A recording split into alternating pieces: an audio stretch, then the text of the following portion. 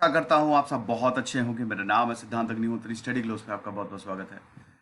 तो दोस्तों, बैंकिंग के कोर्स अवेल करिए। लाइव क्लासेस हो रही हैं, बहुत मज़ा आएगी। बहुत ही सस्ते दामों पे हमने कोर्स निकाले हैं। जाइए, डिस्क्रिप्शन कमेंट बॉक्स में लिंक दिया है, क्लिक करिए और कोर्सेज को अवेल करिए। तो यहाँ पे नेटो ने वार्न किया है कि जिस तरीके से चाइना आगे बढ़ रहा है, हमारे लिए खतरनाक साबित होगा। हमारे लिए क्या, सबके लिए खतरनाक साबित होगा। चैनल को सब्सक्राइब करो फटाफट, इंस्टा पे फॉलो करो, टेलीग्राम पे हो।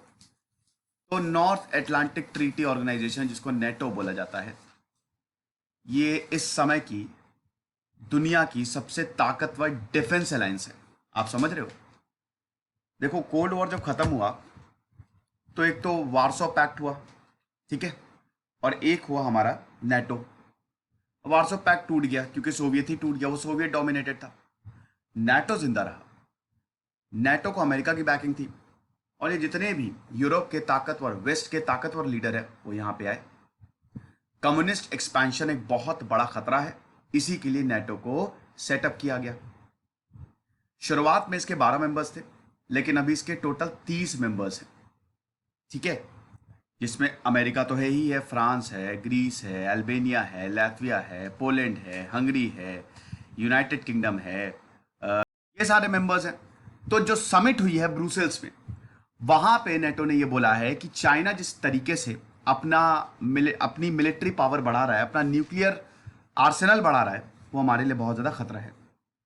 मिलिट्री मॉडर्नाइजेशन जिस तरीके से बढ़ रहा है, वो आप समझ लीजिए कि हमारे साथ कंपीट कर लेगा। और सबसे बड़ी बात है कि चाइना में ट्रांसपेरेंसी नहीं है। उसके पास कितने न्यूक्लियर वेपन्स हैं हमको नहीं पता। यूके के प्राइम मिनिस्टर ने ये बोला, बोरिस जॉनसन ने, कि अगर चाइना की बात है, मुझे नहीं लगता हम चाइना के साथ नया कोल्ड वॉर स्टार्ट कर सकते हैं। वैसे भी G7 जो मेंबर्स हैं, उन्होंने अभी चाइना को भर भर के क्रिटिसाइज किया था। ये बोला था कि हम जो हैं, वुहान लैब लीक थ्योरी है, उसमें भी हम इन्वेस्टिगेट करेंगे।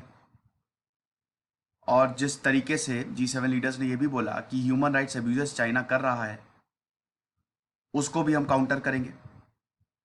चाइना ने G7 को बोला कि ये सब बेसलेस है, ये लोग हमको कॉर्नर करना चाहते हैं, और ऐसा कुछ भी नहीं होने वाला। हमने कुछ भी नहीं किया है, और ये मिलके हमको टारगेट कर रहे हैं। तो नेटो चीफ जेंस स्टोल्टेनबर्ग ने बोला कि चाइना अब नेटो मिलिट्री, अब बताइए, दुनिया का सबसे बड़ा डिफेंस अलायंस है, लेकिन अब चाइना हमारे बराबर खड़ा हो रहा है। अब अभी जो है ये अलायंस जो है, वैसे भी इस अलायंस में अब दिक्कतें होना शुरू हो गई हैं। प्रेसिडेंट डोनाल्ड ट्रंप ने ये बोला भी था कि नेटो को हम इतना पैसा क्यों दे रहे हैं। वैसे तो डोनाल्ड ट्रंप बहुत कुछ बोलते थे कि इसको हम इतना पैसा क्यों दे रहे हैं, इसको पैसा रोक दो, ठीक है। तो अमेरिका की बैकिंग है 72 साल की, लेकिन जब डोनाल्ड ट्रंप आए तो लग रहा था कि नेटो से भी वो हाथ खींच लेंगे। फिर अभी जो बाइडन आए, तो जो बाइडन ने बोला कि भैया नेटो हमारे लिए बहुत ज़्यादा इंपॉर्टेंट है, बहुत ज़्यादा। और अलायंस जो है, it has a secret obligation to observe article 5, कि अगर मान लो जो 30 मेंबर्स हैं, आर्टिकल 5 ये कहता है कि 30 मेंबर के किसी भी मेंबर पर अटैक हुआ तो हम सब मिलके उस अटैक को रोकेंगे। तो जबरदस्त है यार, ये डिफेंस अलायंस है ना। ये डिफेंस मतलब एक दूसरे की रक्षा करेंगे। फिर इनसे ये भी पूछा गया कि अभी वेंसडे को व्लादिमीर पुतिन भी जिनेवा में आएंगे, समिट होगी। तो उन्होंने बोला कि भैया ये हमारे बहुत जबरदस्त अपोनेंट है, वर्दी एडवर्सरी, ठीक है, अपोनेंट एडवर्सरी होते हैं। तो नेटो लीडर्स ने यह भी एग्री किया कि जो काबुल एयरपोर्ट है अफगानिस्तान में, उसी के थ्रू ही, मतलब हम उसको पैसा देंगे उस एयरपोर्ट को डेवलप करने के लिए, और ज़्यादा डेवलप करने के लिए, क्योंकि वहीं से ही अमेरिकन ट्रूप्स वापस आएंगे। टर्की ने यह भी बोला कि हम एयरपोर्ट को गार्ड करेंगे, आप बिल्कुल परेशान मत होइए, जब आपके सोल्जर्स वापस आएंगे तो हम उनको सुरक्षा देंगे। तो अमेरिका ने इस मूव को काफ़ी वेलकम भी किया है। इमैनुअल मैक्रोन ने बाइडन को as part of the club describe किया, क्योंकि जब भी डोनाल्ड ट्रंप आए थे, अच्छी बात यह है कि डोनाल्ड ट्रंप ने ये जितने भी आपको इश्यूज दिख रहे हैं ना, कोविड, क्लाइमेट चेंज, इन सबको नकार दिया था। इनफैक्ट वो बड़ी बड़ी ऑर्गेनाइजेशन से पीछे न हटने की बात कर रहे थे। लेकिन जो बाइडन कोविड के बारे में बात करते हैं, क्लाइमेट चेंज के बारे में बात करते हैं, ऑर्गेनाइजेशन के बारे में बात करते हैं, तो दुनिया जो है वो अच्छा लग रहा है कि मतलब दुनिया को भी अच्छा लग रहा है। और इसीलिए इमैनुअल मैक्रोन ने बोला है कि अब जो बाइडन भी क्लब का पार्ट है। क्लब क्या? वो चीज जो सेम बातें करती है, क्लाइमेट चेंज, कोविड-19, नेटो क्लब की यहाँ पे बात हो रही है। तो नेटो फोकसिंग ऑन चाइना क्यों है? Why is NATO focusing on China? सबसे पहली बात तो चाइना जो है वो बहुत तेजी से आगे बढ़ रहा है और चाइना उन जगहों पे अपनी प्रेजेंस बना रहा है जो कि सिक्योरिटी के लिए बहुत ही ज़्यादा क्रूशल है। साउथ चाइना सी हो गया, ऑस्ट्रेलिया हो गया, अफ्रीका हो गया, स्ट्रैटेजिक पॉइंट्स पे चाइना कब्जा कर रहा है। दूसरा पॉइंट ये है कि चाइना की न्यूक्लियर पावर तेजी से आगे बढ़ रही है।